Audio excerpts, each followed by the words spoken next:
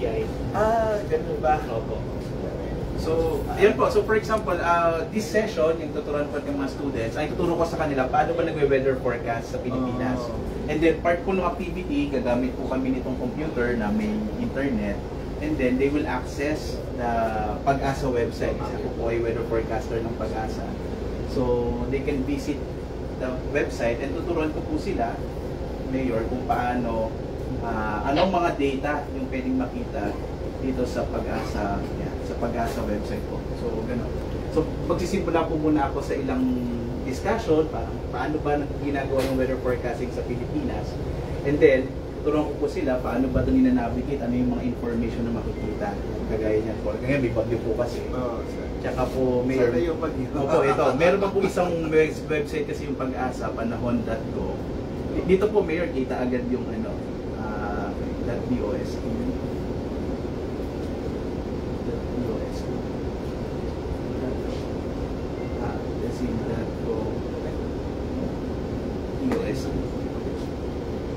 And then, mas ma-access po nila agad yung mga information. Actually, kita rin po ito doon sa pinapresent din po ito sa loob. Dito po kasi, ayan, Mayor, ito na po yung bagyo natin. Ayan. Opo, pag gusto pong puntahan yung panahon, mas madali pala yun. Ayan na po, Mayor. Ayan. So, di ba, dito sa, and then, nandito po agad, makikita yung mga iba't iba. Di ba po sa Mindanao, naglabas na po ang Mindanao ng thunderstorm advisory. Kita na po agad na possible na magkaroon ng mga pagulan sa may area ng Cagayan de Oro, tsaka ito pong area ng sa may Himong. So, ganun po. Naturuan po.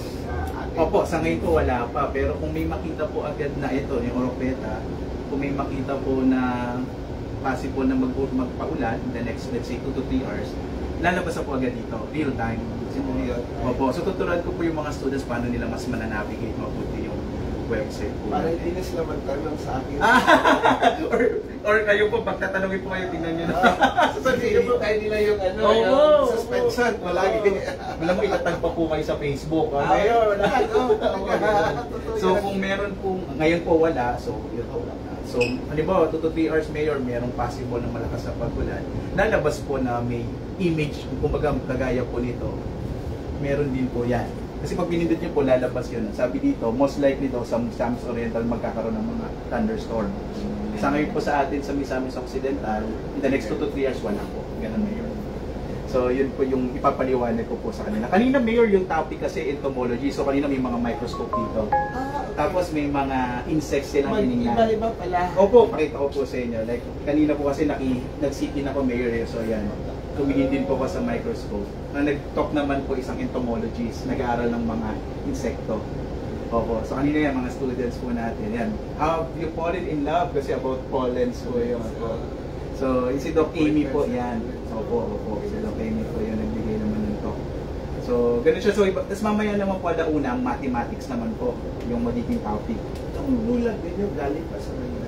Yes po, galing pa po ng Manila. So you have to travel by land? Yes po, by land and by sea.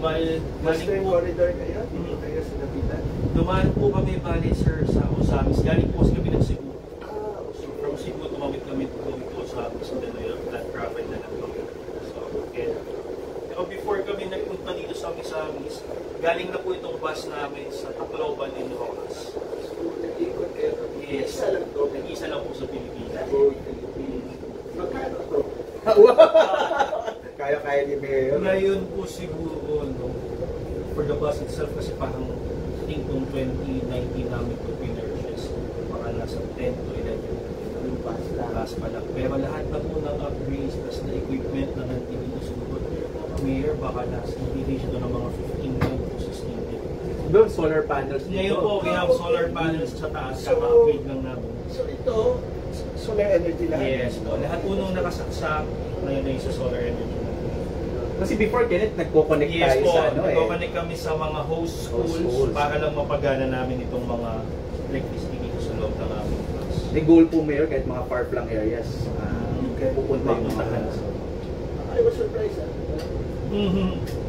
So, ito po ay galing pa po talaga ng Korea. Pinurchase po ito sa Korea mismo sa hindi. So, we have supplier kami. So, pagdating nito, Mayor, may mga passenger seats pa talaga siya. Tapos, inayos lang, tinanggal lang lahat. Configure nila. Yes po. Tapos yung mga bintana, tinanggal din. So, tinakpan na po. Kasi nila laboratories na eh. Tapos may wifi din po dito sa Wi-Fi, loob. oo. Nakita niyo po sa labas, nakaano tayo, no? Kami Starlink po. Starlink kami po. dala. So, kahit po saan lugar sa Pilipinas, kaya nito. Kaya. Basta may daan, Mayo. Basta kayong daanan ng bus. Sayang doon, 3 days na tayo. After this po kasi, nag-travel na po kami going to Manila. To Pa sa celebration naman ng National Science Technology Week, nagaganapin sa Ilocos. Ilocos. Ngayong November po. November 4. I'll be there. Ayun po, doon po ulit itong bus. So, kita tayo doon. Sige po, agad po ulit kayo. So here sa bus naman namin, katulad sabi ni Kao, marami na kaming modules. Yeah. So kung anong kailangan na equipment, ang laboratory equipment ng module, dala po na. So, para siya pong talagang mini laboratory. Mini laboratory talaga mobile. Tsaka parang tinaransend na po nila yung mga problems ng signal, problems ng energy. So, parang on its own, it can function on its own po. Limit din na. Dapat po. Continuous improvement, di ba? At least yung mga bata dito sa Oroqueta at sa mismo, parang yung interest nila sa science. Yes, Mayor. Tumaas na yun. Kasi science is not a very popular subject. Opo. Tapos tinatry din po ng isa mga goal mayor ng NULAB. Like for example, yung nagpo kanina, isang big time na scientist talaga. We try to show them na kahit scientist, masayahin, naglalaro din, yung ganun po. Kasi hindi po madalas mayor, at least hindi ko magka-generation tayo ngayon. Lumaki po tayo ng scientist, parang very nerdy. Yes. So pinapakita namin sa kanila na may mga batang scientist, may babaeng scientist, yung ganun po na anyone can become a scientist. It's not an exclusive Yun nga, club. si Dr. Yung in-invite nila na scientist, kung hindi kami nag-host, I would be able to see a real person, Di ba po? scientist. Yes. So, tinatry po namin i-break yung ganong klase na stigma na or parang very sila na Pag scientist sa kailangan laboratory na tapos makapal yung salamin ngayon, Salamin. ganyan, diba? Tapos, so pinapakita namin na, naglalaro kami, we try to Normal na tao din normal na sila. tao yan. Nag-enjoy, Yes po. sasayaw, kagabi. Opo.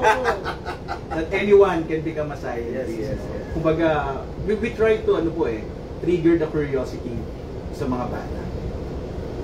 Sinabihan ko nga sa kahapon, interested to, when I have the lead, interested to build another one for the students as a campus.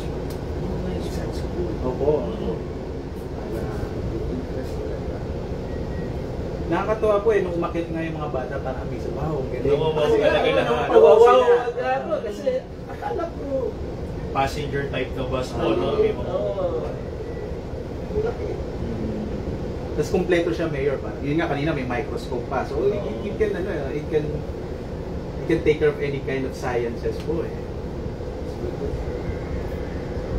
Please, thank you very much.